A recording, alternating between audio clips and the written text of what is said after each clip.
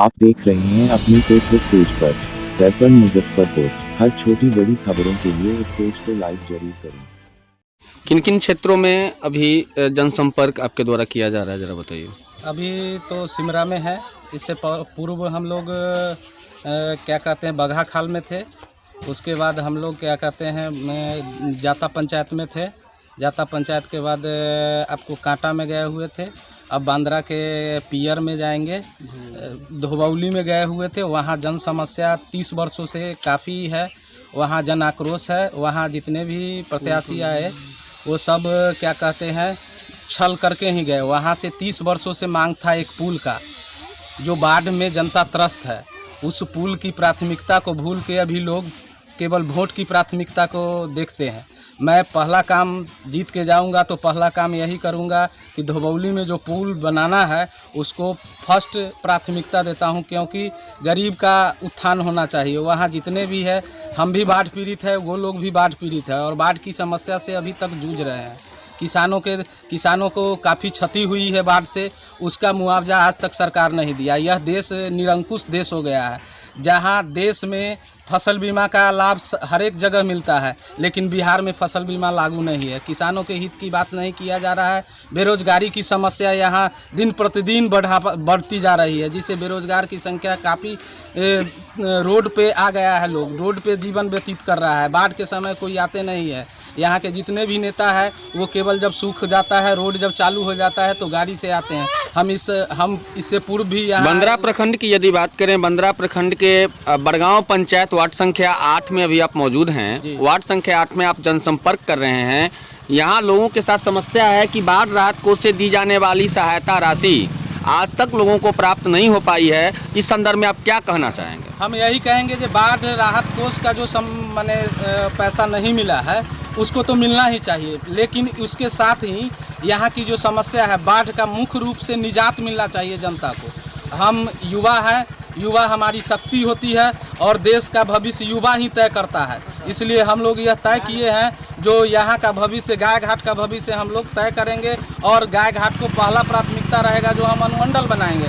अनुमंडल बनेगा तो खुद विकास की रास्ता यहाँ से चल पड़ेगी, लेकिन इस जो अनुमंडल का मांग है आज तक किसी ने नहीं उठाया। बाढ़ की समस्या है, 6000 दे दिए, उसके बाद किसी को मिला, किसी को नहीं मिला। किसी गरीब को मिला तो वो सुखी हो गया, कि किसी को मन में तकलीफ हो गया। वो नहीं मिलके हमको बाढ़ से पूर्ण रूपेण हम निजात दिलाने आए हैं। गायघाट विधानसभा क्षेत्र की यदि बात करें तो पूरे गायघाट विधानसभा क्षेत्र में आप अभी दलित बस्ती में हैं और दलितों की यदि स्थिति को देखी जाए तो गायघाट विधानसभा क्षेत्र में बहुत सारे ऐसे मोहल्ले हैं जो दलित के मोहल्ला है और वहाँ लोग पगडंडी के सहारे चल रहे हैं। आज तक लोगों को रास्ता नहीं मिला। आज़ादी के बाद से आज तक लोग रास्ते के लिए त्रस्त हैं। इस संदर्भ में क्या कहना चाहेंगे? इस संदर्भ में हम लोग खुद गलती किए हुए हैं। जितने भी प्रतिनिधि को हम लोग चुन के भेजे, जिन पर विश्वास जमाए, वो हमारे साथ छल किए हैं और उस छल का जवाब इस 2020 में जनता उनको देगी। और जनता जो देगी बदलाव, जब हम लोग जानते हैं कि रोटी को एक बार अगर एक ही तवा पर रखा जाएगा तो वो जल जाएगा, इसलिए उसको बदलना, चेंज करने की जरूरी पड़ती है। विकास के लिए हर साल चेंजिंग होना चाहिए। अगर हम विकास नहीं करेंगे, हमारा नाम विकास कुमार हुआ, मैं पहला प्रतिज्ञा लेता हूं कि मेरा नाम विकास कुमार है, हम गाय घाट का विकास करेंगे। अगर हम नहीं विकास करेंगे तो हमें 5 साल के बाद जनता नकार देगी। और मैं धरती से जुड़ा हुआ आदमी हूँ। गरीबों की समस्या और किसानों की समस्या, मजदूरों की समस्या, बेरोजगारों की समस्या को सुनूंगा। यहाँ धरती पर रह के धरती पर उनके साथ कदम से कदम मिला के चलने का काम करूंगा।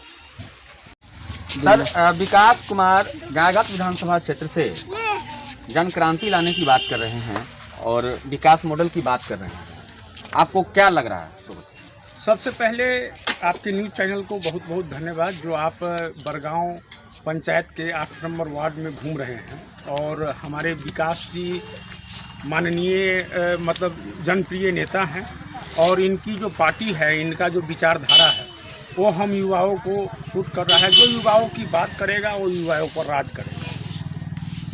आपसे क्या विकास जी से, खासकर गायघाट विधानसभा क्षेत्र की यदि बात करें तो विकास जी से गायघाट विधानसभा क्षेत्र में क्या क्या अभिलाषा है? विकास जी को सबसे पहले हम लोग गाय घाट को अनुमंडल बनाने की मांग करेंगे और अभी चर्चा कर रहे थे विकास जी जो धोबौली में वहाँ 15 पंचायत है। उनको बताया जैसा जो 15 पंचायत है, 8 पंचायत नदी के उस पार, 15 वार्ड है, 8 वार्ड नदी के उस पार है और 7 वार्ड नदी के इस पार है। लोगों में वहाँ काफ़ी जनाक्रोश है। सब लोगों ने विकास जी को बुलाकर अपना समर्थन दिया है और अगर विकास जी उस क्षेत्र से, हमारे गायघाट विधानसभा क्षेत्र से अगर जीत के जाते हैं सदन में, तो सबसे पहले यहाँ सब्जी, हमारे बंदरा प्रखंड में सब्जी उत्पादक बहुत लोग हैं, उनके लिए आपको कोल्ड स्टोर की व्यवस्था, बाज़ार की उपलब्धता, क्योंकि किसान के पास अगर सब्जी उपजा भी लेते हैं तो हम लोग को बेचने के लिए बाज़ार नहीं है। बाज़ार की व्यवस्था और गायघाट को अनुमंडल बनाने की मांग हम लोग जोरों पर करेंगे और सदन में से लेकर सड़क तक इसके लिए आंदोलन भी करेंगे। बंदरा प्रखंड की अगर खासकर बंदरा प्रखंड की अगर बात करें तो बंदरा प्रखंड में हमारे समझ से तकरीबन 5 वर्षों से लगातार आंदोलन चल रहा है। सुशासन की सरकार में धरना प्रदर्शन और अनशन भी किया गया रतवारा घाट से पुल के लिए। इस विषय पर आप क्या कहना चाहेंगे? देखिए, सबसे बड़ी बात है सुशासन की, जो बात करते हैं सुशासन की, ये पूरी निकम्मी सरकार है। सल्टू राम और पलटू राम दोनों एक साथ एक मंच पर चले गए हैं और 30 वर्षों का जो शासन काल रहा है दोनों भाइयों का, एक चारा चोर है, एक आपको पलटू राम है। दोनों भाई को यहाँ मतलब पूरे विधानसभा, पूरे बिहार के 243 विधानसभा में इनका इस बार बत्ती गुल है और जनता इनको नकार चुकी है।